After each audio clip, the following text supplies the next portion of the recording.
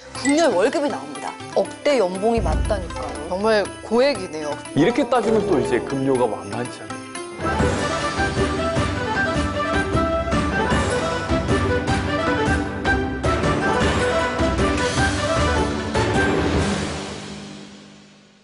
조선시대 궁녀들의 이야기 구중궁궐 여관. 안녕하세요, 이지혜입니다. 안녕하세요, 이은세입니다. 안녕하세요, 김준호입니다. 자, 우리가 몰랐던 궁녀들에 대한 이야기를 함께하고 있는데요. 지난 시간에 전 약간 충격이었거든요. 그동안 왕의 여자로만 생각을 했던 궁녀가 사실은 여성 관료였다. 네. 역할과 지위가 있었다. 심지어 고액 연봉자였다. 너무 놀라운 사실이었어요. 고액이면 어느 정도 고액 연봉인지 알려주세요. 공무원이잖아요. 지금 현재 우리나라 공무원이 1급부터 9급 공무원까지 이렇게 들어가 있죠. 조선시대 또 거의 비슷합니다. 1품부터 9품까지 들어가 있어요. 그런데 한 품당 정, 종 두 가지가 있기 때문에 총 18개의 품계가 있습니다. 여성들도 이런 품계를 받을 수가 있습니다. 이제 궁녀는 크게 3개로 나눌 수가 있는데 그 위쪽에 있는 오품들은 이제 상궁. 이런 거 입고 있는 분들이죠. 이렇게 딱 이렇게. 높으신 분입니다. 포스가 다릅니다. 일단 고개가 빳빳하고 네, 눈빛이 다르죠. 네, 딱 요 포즈. 네. 그 다음에 이제 유품으로 내려오면 이제 나인이라고 부릅니다. 네, 나인은 딱 저런 옷. 네.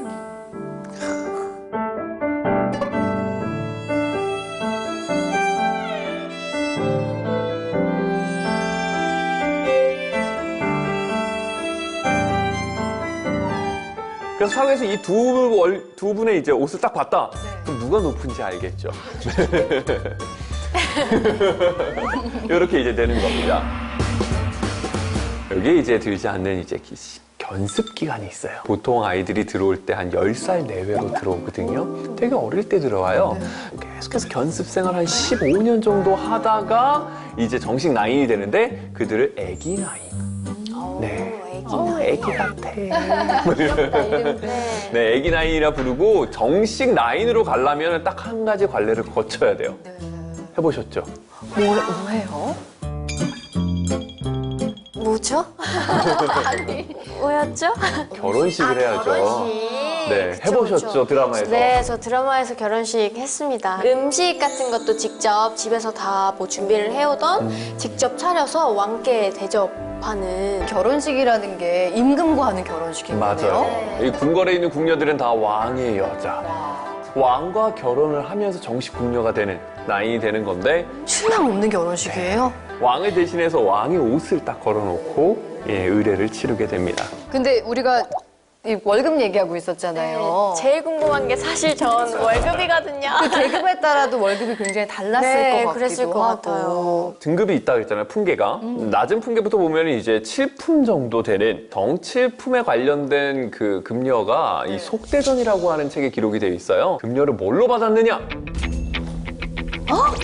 이걸로 받습니다. 북어 아니에요, 북어? 북어가 그러면 이제 월급이었던 거예요? 조선시대에 이렇게 어머니들이 다 이렇게 놓고 이렇게 두드리면서 아휴, 이놈의 집구석에 내가 들어와가지고 내가 못 살아 죽일려니지. 바로 사극의 캐스팅이 이제. 한풀이 할 때 쓰는 거잖아요. 이렇게 북어 패면서. 근데 이거를 월급으로 받았다고요? 네, 이거를 받습니다. 별로 안 고마웠을 것 같은데. 이것만 받는 건 아니고요. 쌀이랑 콩이랑 북어로 받습니다.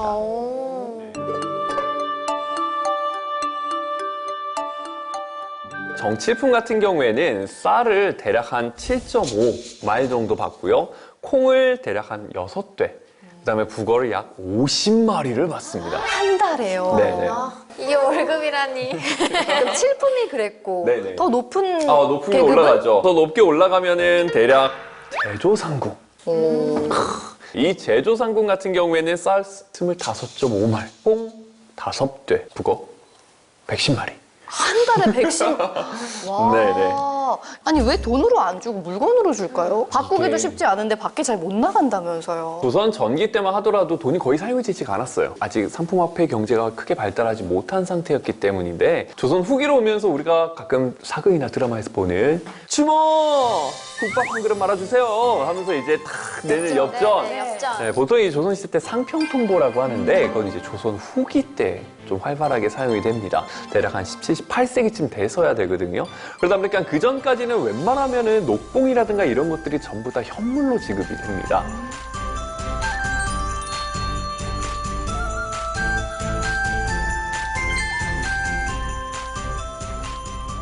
박영규 소설가의 조선관청 기행이라는 책이 있는데 거기에 궁녀의 월급이 나옵니다.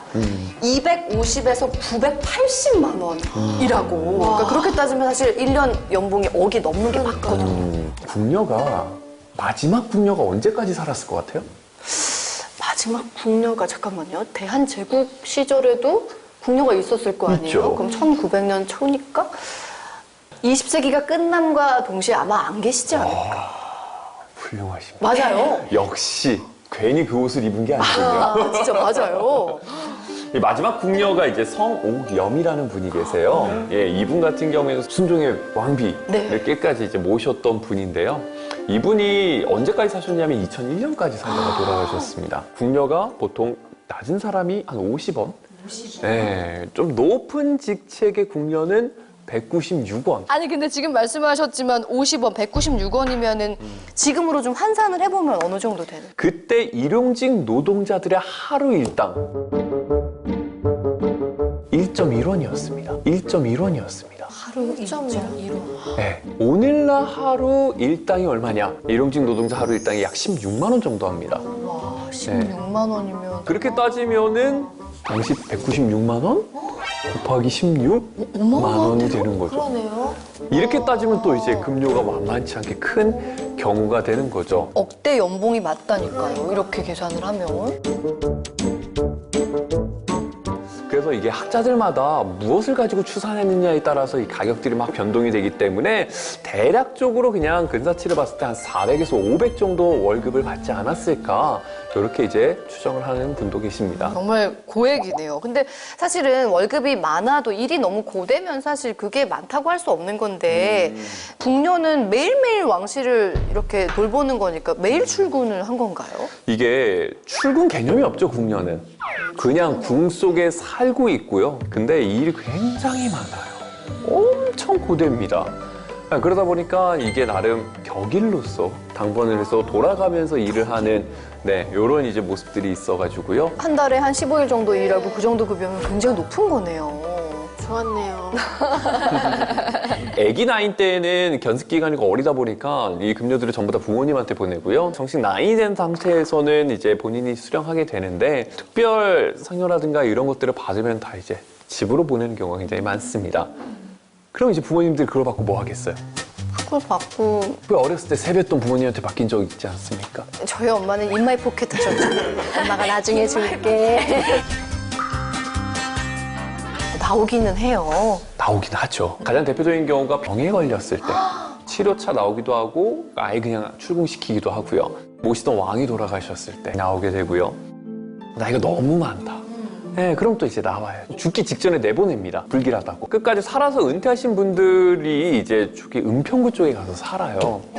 네, 거기서 그래서 궁말길이라고 하는 곳이 있는데 그쪽에 이제 은퇴한 궁녀들의 무덤들이 꽤 많이 있습니다. 궁말길의 궁이 그 궁녀의 궁인 네네네, 거예요. 그렇습니다.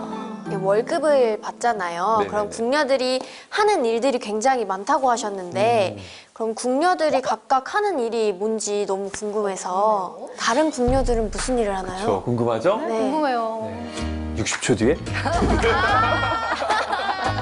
지금 얘기하면 너무 많은 것들을 지금 들었기 때문에 이게 졸릴 때가 딱 됐어요. 이때 끊어줘야 돼요. 네. 아니, 너무나 훌륭한 명강사십니다. 자, 궁녀들은 어떤 일을 하면서 왕을 보필했는지 다음 시간에 인사드리겠습니다. 함께해 주신 여러분 고맙습니다. 수고하셨어요. 낱말은 가 듣고 반말은 가 듣는다. 바로 안에 들어갈 말은 정답은 감찰상궁. 낮에도 듣고 밤에도 듣는 감찰상국. 알고 보면 역사의 주역. 우리가 몰랐던 여성들의 이야기. 구중궁궐 여관.